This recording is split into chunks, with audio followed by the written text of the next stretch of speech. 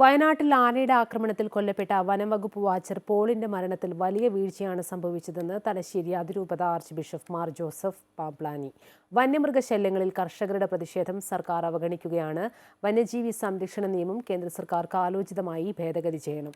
ഇതിന് സംസ്ഥാനത്ത് സർക്കാരിന്റെ ഭാഗത്തു നിന്നും സമ്മർദ്ദമുണ്ടാകണമെന്നും മാർ ജോസഫ് പാംപ്ലാനി പറഞ്ഞു. വനം വകുപ്പ് കർഷക വിരുദ്ധമായ സമീപനം സ്വീകരിക്കുന്നു. മതിൽ നിർമ്മിച്ച് വനവും ജനവാസ മേഖലയും വേർതിരിക്കണം. വരുന്ന തെരഞ്ഞെടുപ്പുകളിൽ വിഷയം പ്രതിഫലിക്കുമെന്നും മാർ പാംപ്ലാനി പറഞ്ഞു. എന്നുള്ളത് ഏറെ ദുഃഖകരമാണ്.